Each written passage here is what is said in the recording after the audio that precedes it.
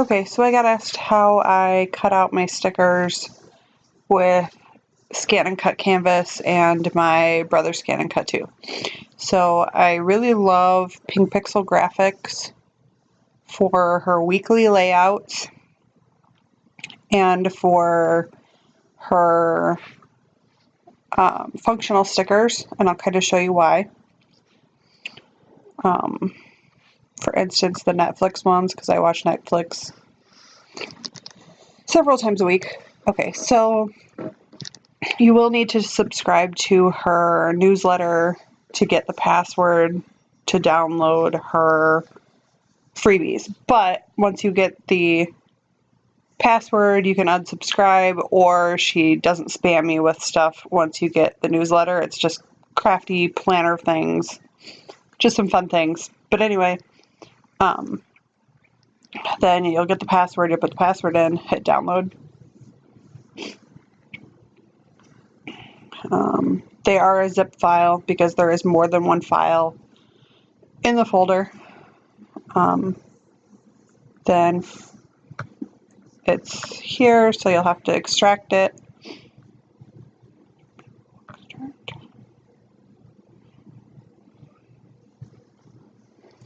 That's right here. And I'll show you what I really like about her stuff is she includes the blackout images, which makes it so easy to scan. Excuse me, I'm losing my voice today. To scan into your ScanNcut canvas. So I'll show you how that works. ScanNcut canvas, log in.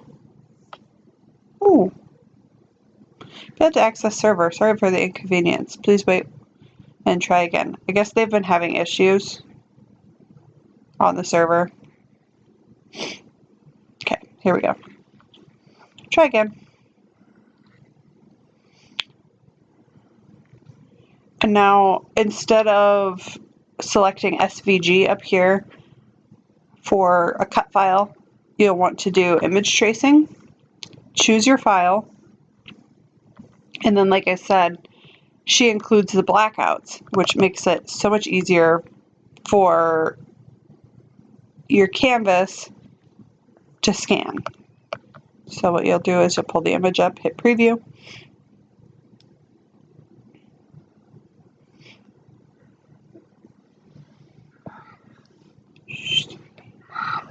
And as you see, it outlines everything beautiful.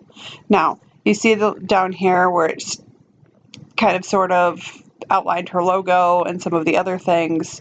You can delete that once you get in there. Okay, it's going to say, do you want to paste the selected image on the work area? Which the selected image is your background. It's going to make a gray space on the mat for each one of those little couches. So you want to hit yes.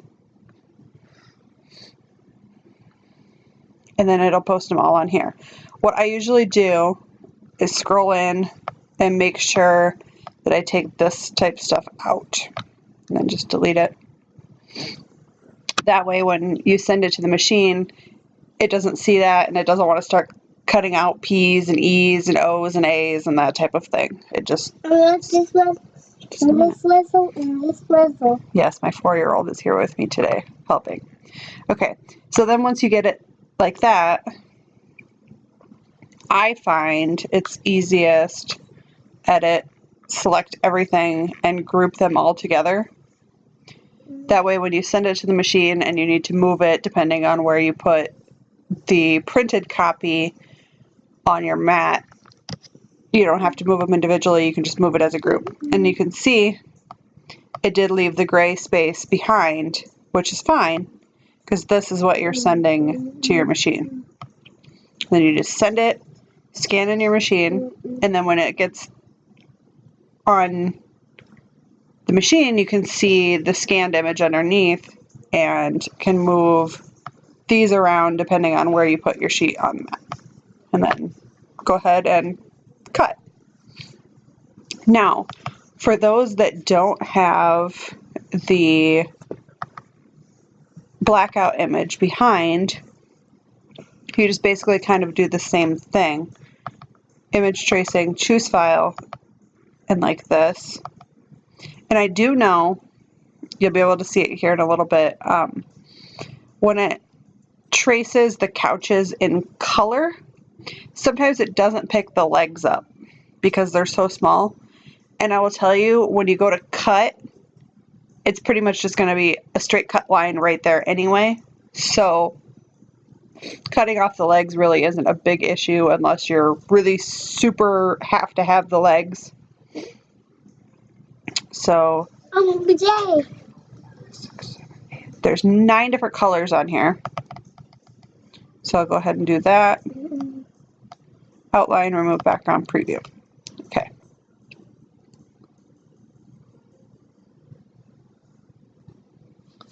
Sometimes with it being color and the number of colors, it will take a little longer, sometimes not. Okay, and then you can see here you can actually move this up if you hit preview again.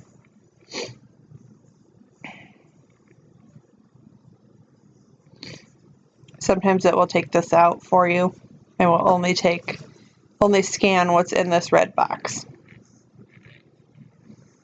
Yeah, see, it deleted that stuff for me. And now, even with the colored images, it's going to tell me the same thing when I hit OK, that it's going to put the colored image on the workspace, which is fine.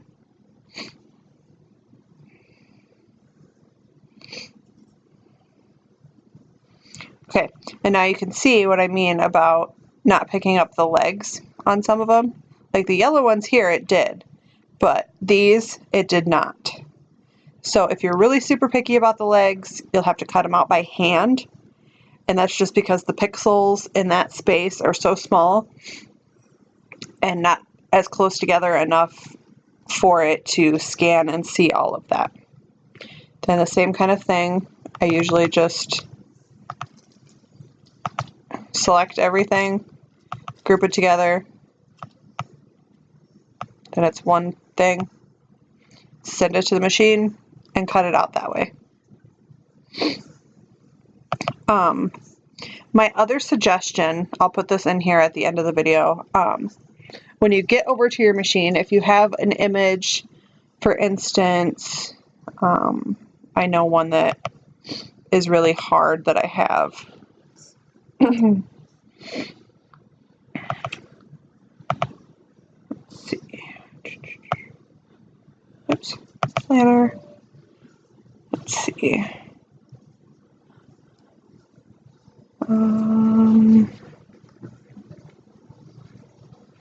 Maybe it's this one. Okay, for instance, like here we go. This one will be good.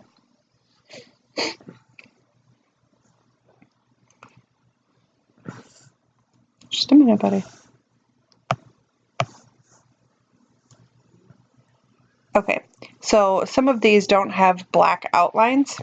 So when you hit preview,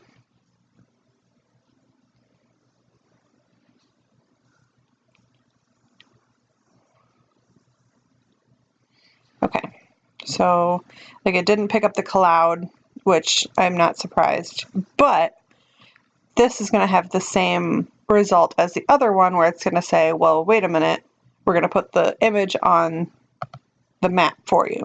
So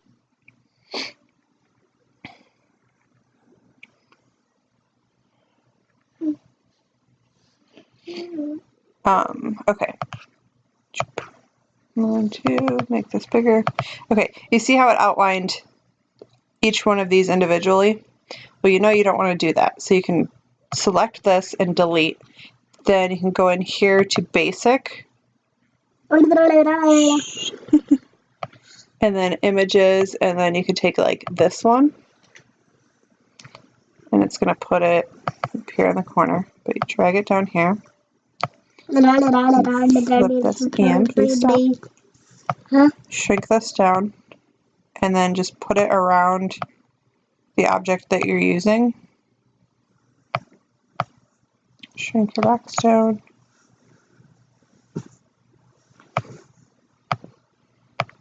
And you can make your own box. Then when it's done, if you want to cut your corners, or if you even wanted to use this box, delete this one, flip it, That way you have the round corners.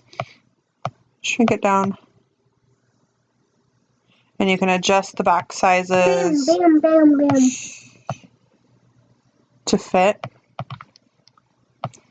If you want it a little bit bigger, leave yourself a border. You can also do that. I recommend doing that, especially if you have objects like these that are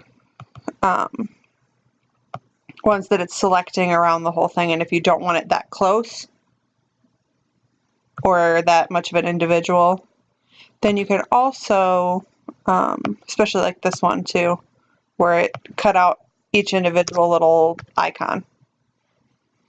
Or this one where, I guess that one should be okay. Or this one, for instance, you could even make an offset outward line. Da-da. Bam. You delete the in one, hit OK. That way it'll make the line outside of it instead of inside. Makes a little more space, that kind of thing. It's just something you really have to play with. Also, if you don't have the image already on the computer and it's something you want to cut out of a magazine or something like that, you can also scan the image into your ScanNcut first, then come back to ScanNcut Canvas, and the same type of thing. You'll do the image tracing, but instead you'll select scanned image from ScanNcut. Then you can make your own boxes, move stuff around as you need to so that it's perfect for each image. That's kind of my tutorial for today. If you have any other questions, more specifics, if you want to know exactly how to scan it into the machine first and then bring it into ScanNcut Canvas, I can do another tutorial on how to do that as well. But, oh, one last thing. Before you send everything to your machine, I do recommend grouping them all together. Select everything and group. That way, when it gets there, this is what it will send, and you'll be able to move it around. So if the paper that you scanned in is not exactly in this corner, if you have something already there and you want that paper down here, you can move this and say, okay, and that's perfectly lined up. That way you're not having to move each individual little icon every time. I hope that's helpful. Have a great day. Bye.